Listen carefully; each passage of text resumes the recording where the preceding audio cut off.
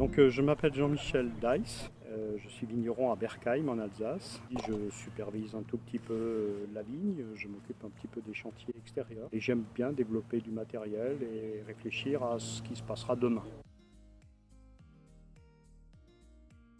Alors nous utilisons actuellement 5 pulvérisateurs dans l'entreprise. Ce sont que des pulvérisateurs à jet porté de différentes technologies mais assez proches finalement. Nico, Lorman.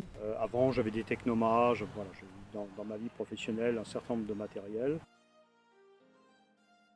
Et c'est surtout des problématiques pratico-pratiques, des difficultés de nettoyage, des difficultés d'amorçage, des choses qui ne fonctionnent pas forcément au niveau des filtres, des instabilités de débit, des choses un peu pratiques qui laissent à penser que ça a presque toujours été conçu par des gens qui l'ont jamais emmené dans une vigne, quoi. Le vigneron se débrouille avec. On voit des pulvées au premier tour, cassées, bouchées, la pompe qui marche pas. Là, j'ai quelque chose, Bliss. Ça a été expérimenté dans la vigne. Ça répond à des problématiques pratiques de purge des produits, de nettoyage des bûches, de solidité. Déjà une immense progrès. Très nettement la sensation que la question de la dérive est maîtrisée. C'est qu'on m'a dit, on a inventé quelque chose qui est formidable, il n'y a pas de dérive. J'ai dit, ok, s'il n'y a pas de dérive, il n'y a pas de problème pour le monter devant. Parce que si ça enjambe, il faut voir ce qu'on fait. Sinon, on rentre à la maison avec une machine en morceaux. Et donc, je l'ai monté devant. Elle a fait la campagne, ça passe, il n'y a pas de difficulté, c'est fonctionnel. Oui, ça se nettoie très très bien, c'est très facile à purger, à nettoyer, à écouler, c'est très simple. Voilà. Petit point de détail, il y a beaucoup de pulvérisateurs qui prélèvent l'air frais. La volute, elle est à 30 cm du sol, elle vient prélever l'air derrière le traitement, ce qui est un endroit aussi qui est pollué par des feuilles. Dans la réalité, au cours d'un traitement, la performance dans une journée d'un pulvérisateur classique est souvent en baisse constante, parce que les volutes se bouchent, les prises d'air des pulvérisateurs se colmatent avec des feuilles, et donc vous ne le voyez pas, mais à 3 heures de l'après-midi, vous avez peut-être 30 ou 40% d'air qui sort par rapport à ce que vous avez fait le matin à 6 heures, quand vous étiez propre. Donc ça, c'est pas un matériel fonctionnel. Théoriquement, quand c'est neuf, ça marche, quoi. Ici, on a solutionné le problème par l'absurde. Les cellules sont situées dans des endroits où il n'y a pas de produit de traitement et c'est de l'air frais. Donc, meilleur rendement. Les cellules restent propres.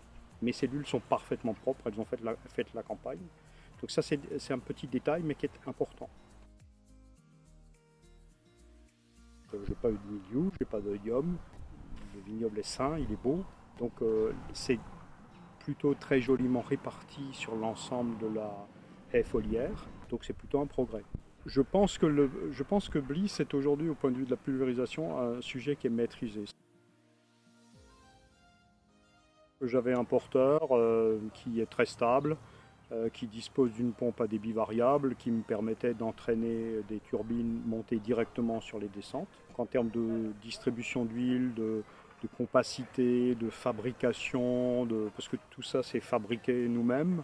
C'était ce qui avait de plus simple et de plus pratique en restant dans un budget contenu, puisque nous ne savions pas au départ si ça allait fonctionner. Voilà, donc c'était intéressant de faire l'expérimentation, d'améliorer les choses jusqu'à aboutir aux descentes qui sont là et qui sont fonctionnelles, dont je me sers cette année pour l'ensemble de la campagne et qui a bien fonctionné.